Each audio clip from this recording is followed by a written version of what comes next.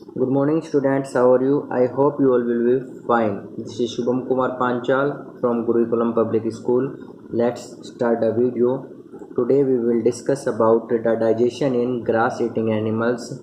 But before starting that, we will discuss some topics also. Like that, this topic is about it how the stomach working is observed. Let's start. जिसमें एक किस्सा बताया गया है। किस्सा क्या है कि वर्किंग ऑफ स्टमक यानी स्टमक का जो कार्य था वो एक एक्सीडेंट के द्वारा खोजा गया था। कैसे कि 1822 में एक आदमी था जिसका नाम था अलेक्सिस सेंट मार्टिन। क्या नाम था आदमी का? Alexis Saint Martin. उसको गोली लग गई थी, यानी उसको गोली मारी गई थी। तो जो बुलेट थी उसकी, वो उसकी चेस्ट वॉल में, यानी दीवार जो हमारी छाती होती है, छाती में से होती है, उसके स्टमक में उसने होल कर दिया था। जैसे यहाँ पे दिख रहा है ना आपकी कि चेस्ट वॉल्स में से होते हुए उसने स्टमक में होल कर दिया था, गोली ने छेद कर दिया था। ठीक है। फिर उसको एक डॉक्टर के, अमेरिकन डॉक्टर के पास ले जाया गया, अमेरिकन आर्मी डॉक्टर के पास ले गया, जिसका नाम था विलियम ब्यूमॉन्ट। क्या नाम था? विलियम ब्यूमॉन्ट। ठीक है। डॉक्टर जो था उसने उसकी जान तो बचा ली पेशेंट की, अपने मरीज की, लेकिन उस होल को बंद नहीं कर पाया। ठीक है। और कैसे छोड़ दिया? उसको बैंडेज करके, यानी उसके पर पट्टी वगैरह बांधकर उसको छोड़ दिया। ब्यूमॉन्ट जो था उसने इसको एक अवसर के रूप में अपनाया। कैसे कि इससे क्या था, वो होल से स्टमक यानी आमाशय के अंदर देख सकता था। और जब उसने आमाशय के अंदर देखा तो उसे कुछ ऑब्जर्वेशन महसूस हुई। क्या? ब्यूमॉन्ट ने देखा कि स्टमक जो था वो फूड को चर्न कर रहा था। चर्न मतलब उसका चूरा बना रहा था, पीस रहा था। ठीक है। और इसकी दीवारों से, इट्स वॉल सेक्रेटेड लिखा ना, इसकी दीवारों से एक फ्लड निकल रहा था। एक फ्लड मतलब एक द्रव्य निकल रहा था, एक लिक्विड निकल रहा था जो डाइजेस्ट यानी फूड, भोजन को पचा सकता था। और उसने ये भी देखा कि स्टमक का जो एंड था वो इंटेस्टाइन में खुलता था, लेकिन कब? जब स्टमक के अंदर डाइजेशन पूरा हो जाता था, यानी जब स्टमक के अंदर डाइजेशन कंप्लीट हो जाता था उसके बाद स्टमक का एंड कहाँ पर खुल जाता था? स्मॉल इंटेस्टाइन में खुल जाता था। छोटा सा किस्सा है। क्या किस्सा था? एक आदमी था जिसका नाम था अलेक्सिस सेंट मार्टिन। उसको 1822 में गोली लग गई थी और गोली उसके चेस्ट वॉल में होल करती हुई इसके स्टमक में चली गई थी। ठीक है। तो स्टमक में उसको होल कर दिया था, तो ये उसको एक आर्मी डॉक्टर के पास ले जाया गया जिसका नाम था विलियम ब्यूमॉन्ट। ठीक है। उस विलियम ब्यूमॉन्ट ने उसको बचा तो लिया, लेकिन उस होल को बंद नहीं कर पाया। होल ना बंद करने की वजह से उसने वहां पर पट्टी कर दी, बैंडेज कर दी। ठीक है। और उसने इसको एक अपॉर्चुनिटी के रूप में लिया, क्योंकि वो उस होल से उसके स्टमक के अंदर देख सकता था। और जब उसने इसके स्टमक के अंदर देखा, उसने देखा कि स्टमक जो था वो फूड को चर्न कर रहा था। ठीक है। और ऐसे स्टमक की वॉल से एक फ्लड निकलता था जो भोजन को डाइजेस्ट कर सकता था। उसने ये भी देखा कि स्टमक का एक एंड इंटेस्टाइन में खुलता था, लेकिन कब? जब भोजन स्टमक में, यानी जब स्टमक में डाइजेशन कंप्लीट हो जाता था। उसके बाद बच्चों हम डायरिया के देखेंगे। डायरिया क्या होता है? डायरिया के बारे में अगर हम बात करें तो कभी कभी क्या होता है, डायरिया क्या होता है कि कभी कभी आपको ऐसा होता है जब आप फ्रेश होने जाते हो या मल निकालते हो अपने शरीर से बाहर, तो वाटरी रूप में निकलता है, यानी थोड़ा लिक्विड सा निकलता है। तो इस कंडीशन को हम क्या कहते हैं? डायरिया कहते हैं। यानी हिंदी में जैसे आप दस्त कह देते हो, हैजा कहते हो, तो डायरिया कहते हैं। डायरिया के बहुत सारे रीजन होते हैं, जैसे इन्फेक्शन, यानी पेट में कोई इन्फेक्शन हो गया। फूड पॉइजनिंग, यानी आपने जो खाना खाया है, जो चीजें खाई है वो सही से डाइजेस्ट नहीं हो रही। और इनडाइजेशन, इनडाइजेशन मतलब खाना सही से नहीं पचा। ठीक है। तो डायरिया क्या होता है कि जब कभी कभी आप ऐसा फील करते हो कि जब आप जो मल निकाल रहे हो वो थोड़ा वाटरी है, यानी पानी वाला है, तो उसको डायरिया कहते हैं। ये इन्फेक्शन की वजह से, फूड पॉइजनिंग की वजह से और इनडाइजेशन की वजह से हो जाता है। ठीक है। भारत में बहुत सामान्य रूप से होता रहता है, और विशेष रूप से किन में? बच्चों में बहुत ज़्यादा होता है। ठीक है। लेकिन कई स्थिति में ये बहुत खतरनाक भी हो सकता है। फैटल मतलब घातक, बहुत ज़्यादा खतरनाक भी हो सकता है। क्यों? क्योंकि जब आपको डायरिया होता है, दस्त लगते हैं, तो उसमें बहुत ज़्यादा पानी का नुकसान शरीर का हो जाता है और शरीर से सॉल्ट्स भी निकल जाते हैं। ठीक है। तो डायरिया जो है उसको नेग्लेक्टेड यानी नज़रअंदाज नहीं करना चाहिए। ठीक है। अगर डॉक्टर को नहीं ले गए, यानी डॉक्टर से सलाह लेने से पहले, कंसल्टेंट मतलब सलाह लेने से पहले, पेशेंट जो है घर पर ही उसको क्या देना चाहिए? पहले पानी को उबालो, फिर उस पानी को ठंडा करो और ठंडा करने के बाद उसमें एक पिंच मतलब होता है चुटकी, एक चुटकी सॉल्ट नमक और शुगर मिलाकर घोलकर पेशेंट को पिलाते रहना चाहिए। इसको क्या कहते हैं, जो ये घोल आप तैयार करते हो पानी को उबाल के और फिर उसको ठंडा करके उसमें चीनी और नमक मिला के जो घोल देते हैं उसको बोलते हैं ओरल रिहाइड्रेशन सॉल्यूशन। क्या बोलते हैं, ओरल रिहाइड्रेशन सॉल्यूशन, जिसको शॉर्ट टर्म्स में क्या बोलते हैं, ORS। क्या बोल देते हैं, ORS। तो डायरिया क्या होता है बच्चों, डायरिया में आपने पढ़ा कि जब कोई व्यक्ति लगातार कंटिन्यूसली बार बार जो है मल निकालता रहता है, वो भी वाटरी फॉर्म में, तो उसको हम डायरिया कहते हैं कि उसको डायरिया हो रखा है। ये किस वजह से हो सकता है, इन्फेक्शन, फूड पॉइजनिंग और इंडाइजेशन की वजह से हो सकता है। और भारत में ये बहुत ज़्यादा सामान्य है, ज़्यादातर किन में होता है, बच्चों में हो जाता है, ठीक है। और कभी कभी ये बहुत ज़्यादा घातक भी हो सकता है, ठीक है। क्यों, क्योंकि जब डायरिया हो रहा होता है तो उसमें व्यक्ति के शरीर में वाटर और सॉल्ट्स की कमी हो जाती है। तो डायरिया को इसलिए नज़रअंदाज नहीं करना चाहिए। अगर डॉक्टर के नहीं ले गए तो डॉक्टर के ले जाने से पहले मरीज को जो है पहले पानी उबालना चाहिए और उसको ठंडा करने के बाद उसमें एक चुटकी नमक और एक चुटकी चीनी घोलकर मिला लेनी चाहिए। इस घोल को क्या कहते हैं, ओरल रिहाइड्रेशन सॉल्यूशन यानी ORS कहते हैं। उसके बाद हम बच्चों देखोगे डाइजेशन इन ग्रास ईटिंग एनिमल्स, यानी घास खाने वाले जो जानवर हैं उनमें डाइजेशन कैसे होता है। तो आपने देखा होगा, इसमें लिखा है have you observed cows, buffaloes and other grass eating animal. क्या आपने देखा होगा कि जो भैंस है, गाय है या और घास खाने वाले जो जानवर है वो जो लगातार अपना मुंह चलाते रहते हैं, यानी मुंह चलाते रहते हैं लगातार, जबकि वे कुछ खा रहे नहीं होते, यानी कुछ खा भी नहीं रहे होते फिर भी वो अपना मुंह चलाते रहते हैं। आपने देखा होगा जिनके घर में गाय या भैंस होगी कि आपने घास कर दिया, उसको घास करने के बाद भी जब आप वो उसने खा लिया उसके बाद भी वो लगातार मुंह चलाते रहता है। वो मुंह क्यों चलाते हैं उसका रीजन बताते हैं। एक्चुअली वास्तव में क्या है कि वो जो घास खाते हैं उसको तुरंत निगल लेते हैं, स्वैलो मतलब निगल लेते हैं घास को और उसको अपने एक स्टमक के पार्ट में यानी अपने अमाशय के एक भाग में इकट्ठा कर लेते हैं और उस स्टमक के पार्ट को क्या कहते हैं, रुमेन कहते हैं। क्या कहते हैं बच्चों, रुमेन कहते हैं उस स्टमक के पार्ट को, ठीक है। यानी ये जितने भी घास खाने वाले जानवर होते हैं वो क्या करते हैं, इकट्ठा अपना खाने को निगल लेते हैं और निगलने के बाद उसको अपने स्टमक के एक हिस्से में इकट्ठा कर लेते हैं और स्टमक के उस हिस्से को क्या कहते हैं, रुमेन कहते हैं। क्या कहते हैं बच्चों, रुमेन कहते हैं। यहाँ पर क्या होता है, जो फूड था, यहाँ पर जो फूड था वो थोड़ा बहुत डाइजेस्टेड हो जाता है, थोड़ा बहुत पच जाता है, उसको क्या कहते हैं वहां पर, कड कहते हैं। क्या कहते हैं बच्चों, कड कहते हैं। क्या कहते हैं बच्चों, कड, ठीक है। उसके बाद क्या होता है, बट लेटर द कड, लेकिन उसके बाद जो कड होता है वो रिटर्न्स टू द माउथ, यानी वापिस कहाँ जाता है, मुंह में वापिस आ जाता है। In small lumps, small lumps मतलब छोटे छोटे ढेर से बनके, उसके गुत्थे से बनके वापिस मुंह में आते हैं। And the animal chews it, और जानवर इसको चबाता रहता है। This process is called rumination. क्या कहते हैं इस प्रोसेस को, रूमिनेशन कहते हैं। And these animals are called ruminant, और इन एनिमल्स को क्या कहते हैं, जो ऐसे घास चलाते रहते हैं, रूमिनेंट्स कहते हैं। तो आपने क्या पढ़ा अभी तक, आपने पढ़ा, आपने कई सारे जैसे घास खाने वाले जानवर देखे होंगे, वो क्या करते हैं, घास खाने के बाद भी अपना मुंह चलाते रहते हैं, जबकि वो खा नहीं रहे तो क्यों चलाते मुंह, वो क्या करते हैं कि जो वो घास खाते हैं उसे सीधा निगल लेते हैं और निगलने के बाद अपने स्टमक के एक हिस्से में उसको इकट्ठा कर लेते हैं और स्टमक के उस हिस्से को हम क्या कहते हैं, रुमेन कहते हैं। क्या कहते हैं बच्चों, रुमेन कहते हैं। उसके बाद वो जो घास होती है वो थोड़ा बहुत वहां पर डाइजेस्ट हो जाता है और क्या कहलाता है, फिर कड कहलाता है। क्या कहलाता है, कड।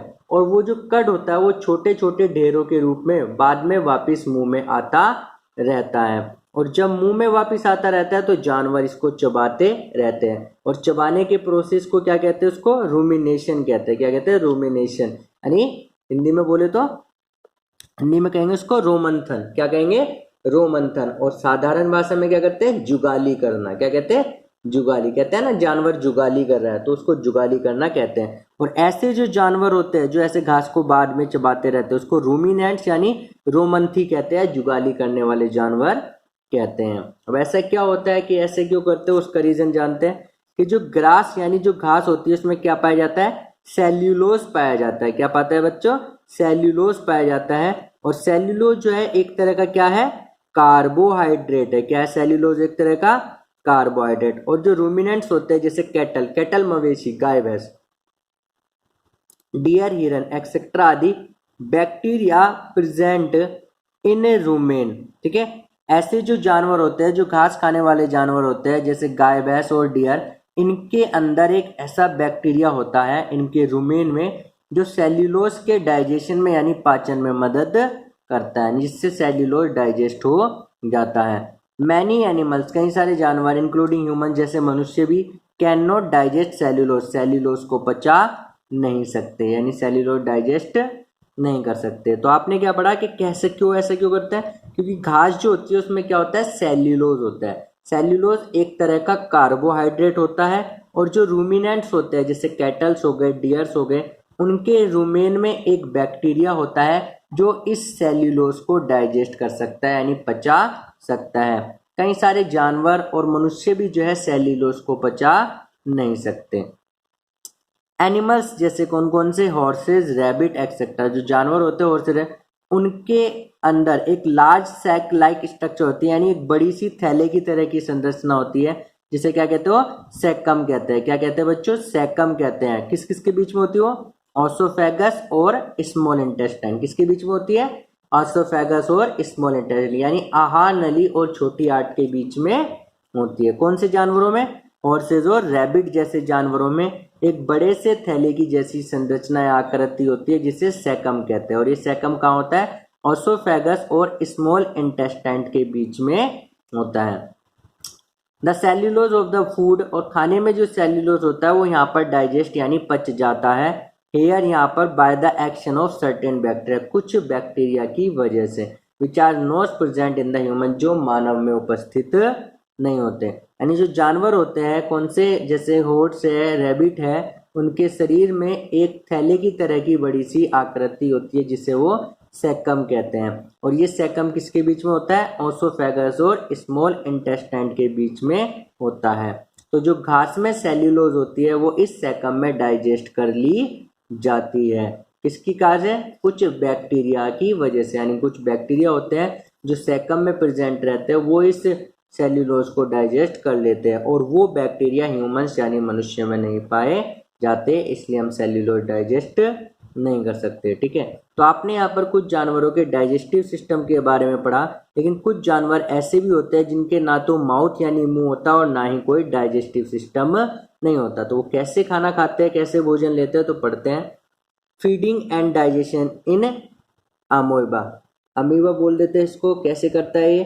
फीडिंग मीन्स होता है संभरण यानी पेट भरना। ठीक है, तो कैसे अपना पेट भरता है देखते हैं इसको। Amoeba is a microscopic single celled organism. Amoeba जो है एक माइक्रोस्कोपिक यानी सूक्ष्मदर्शी, जिसे हम सिर्फ माइक्रोस्कोप में देख सकते हैं, सिंगल सेल यानी एक कोशिका का ऑर्गेनिज्म प्राणी है जो found in pond water. Pond water मतलब तालाब में पाया जाता है, तालाब के पानी में पाया जाता है। तो अमीबा क्या है? एक माइक्रोस्कोपिक सिंगल सेल्ड ऑर्गेनिज्म है। माइक्रोस्कोपिक मतलब जिसे सिर्फ हम माइक्रोस्कोप से देख सकते हैं। सिंगल सेल मतलब जिसके सिर्फ एक कोशिका होती है। और कहाँ पाया जाता है? पॉन्ड वाटर में पाया जाता है। और amoeba has a cell membrane, क्या क्या होती है इसमें? सेल मेम्ब्रेन होती है यानी कोशिका भित्ति होती है। ए राउंडेड यानी एक गोल, डेंस मतलब सघन, न्यूक्लियस केंद्रक होता है, एक गोल और सघन केंद्रक होता है। And many small bubble like vacuoles, और कई जो है छोटे छोटे क्या होते हैं? बबल, बुलबुलों की तरह के वैक्यूल्स यानी रिक्तिकाएं होती है। ठीक है, इन इट्स साइटोप्लाज्म, कहाँ पर? इसके साइटोप्लाज्म। साइटोप्लाज्म क्या होता है? कोशिका द्रव्य में। ठीक है, कहाँ पर होता है? कोशिका द्रव्य में। जैसा आप देख सकते हो ये अमीबा है। ठीक है, अमीबा में देख सकते हो ये पूरा अमीबा है, इसमें कुछ नहीं आपको दिख रहा होगा। ये इसका न्यूक्लियस है, ये रहा देखो न्यूक्लियस लिखा भी है। ठीक है, ये फूड वैक्यूल्स है, जो खाली जगह खाली होते हैं फूड वैक्यूल अंदर। और ये जो भरा पड़ा है ये है साइटोप्लाज्म। क्या है बच्चे? साइटोप्लाज्म। और जो ये इसके चारों तरफ ब्लैक सी लाइन बनी हुई है ये क्या है?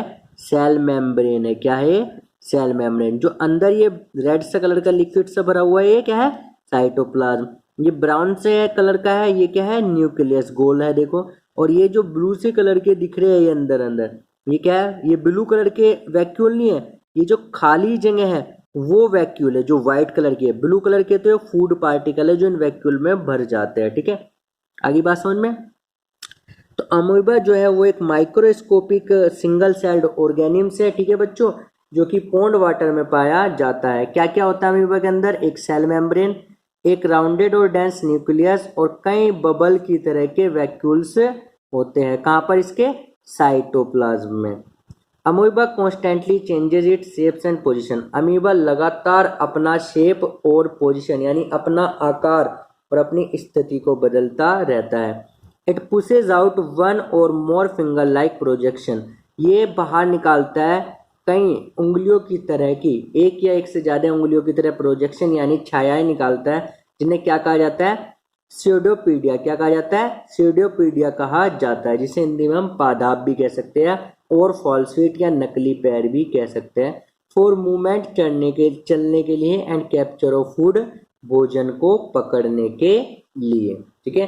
तो अमीबा जो होता है वो लगातार अपने आकार को और अपनी जगह को बदलता रहता है। ये अपनी बॉडी में से कुछ फिंगर की तरह की, जो उंगलियों की तरह की स्ट्रक्चर बाहर निकालता है, ठीक है। और उन स्ट्रक्चर को क्या कहते हैं? स्यूडोपोडिया कहते हैं या फॉल्स फीट कहते हैं। और किस लिए निकालते हैं उन्हें? चलने के लिए या फिर भोजन को पकड़ने के लिए।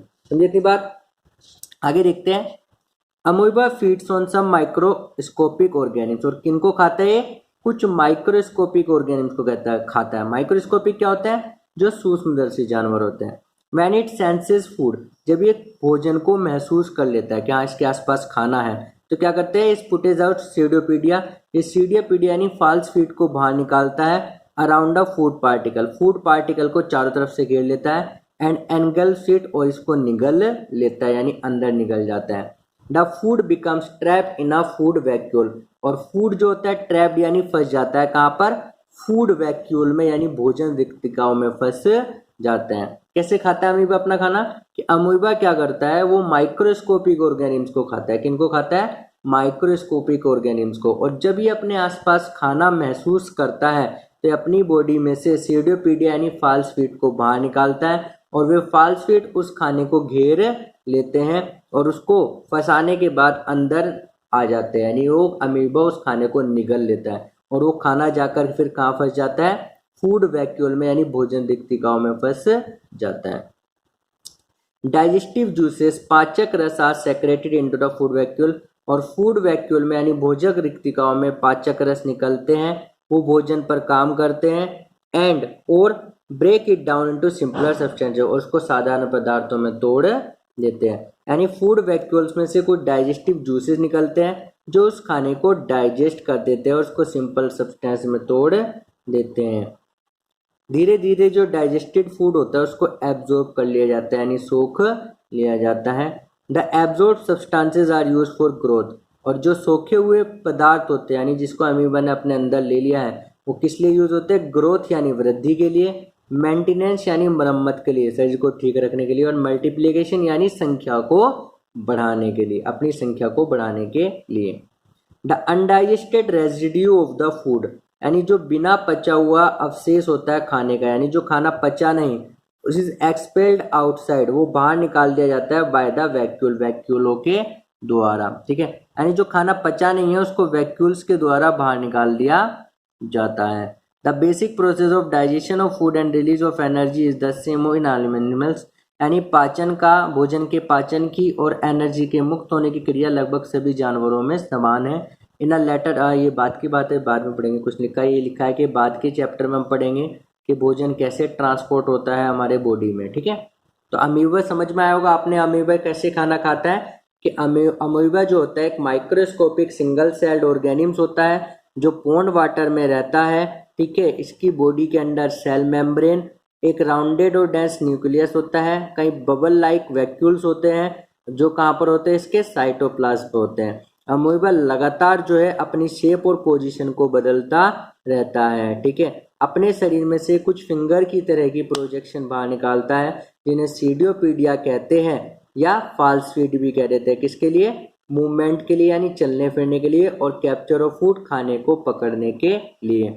उसके बाद क्या होता है? अमीबा जो होता है वो माइक्रोस्कोपिक ऑर्गेनिम्स को खाता है। जब भी इसे अपने आसपास खाना महसूस होता है ये क्या करता है? अपनी बॉडी से सीडियोपीडिया को बाहर निकालता है, वो फूड पार्टिकल को घेर लेते हैं और इसके बाद ये खाने को अंदर निगल जाता है और फिर खाना अंदर जाकर फूड वैक्यूल में फंस जाता है। ठीक है, फिर फूड वैक्यूल से कुछ डाइजेस्टिव जूसेस निकलते हैं जो उस खाने को सिंपलर सब्सटेंसेस यानी साधारण पदार्थों में तोड़ देते हैं, यानी उसको डाइजेस्ट कर लेते हैं। धीरे धीरे डाइजेस्टेड फूड को, पचे हुए भोजन को एब्जॉर्ब कर लिया जाता है, सोख लिया जाता है। और ये जो सोखा हुआ खाना होता है, एब्जॉर्ब फूड होता है, इसका यूज किस में किया जाता है? ग्रोथ यानी बढ़ने में, मेंटेनेंस ठीक कर रखने में और मल्टीप्लिकेशन संख्या को बढ़ाने में। और जो ऐसा खाना बचता है जो डाइजेस्ट नहीं हुआ, उसे वैक्यूल के द्वारा शरीर से बाहर निकाल दिया जाता है। ठीक है बच्चों, तो उम्मीद करता हूँ आज की वीडियो आपको समझ में आई होगी। अगर कुछ भी प्रॉब्लम है तो आप व्हाट्सएप ग्रुप में शेयर करके मुझसे पूछ सकते हो। ठीक है बच्चों, और होमवर्क पे ध्यान दीजिएगा। आप लोग होमवर्क बहुत कब सबमिट करवा रहे हो, ज़्यादा से ज़्यादा बच्चे अपना होमवर्क कीजिएगा और सबमिट करवाइएगा। ठीक है बच्चों, अगर कोई भी प्रॉब्लम होमवर्क के रिगार्डिंग, अंडरस्टैंडिंग रिगार्डिंग कुछ भी प्रॉब्लम अगर आपकी आती है तो आप मुझसे व्हाट्सएप ग्रुप में शेयर करके पूछ सकते हो। ठीक है बच्चों।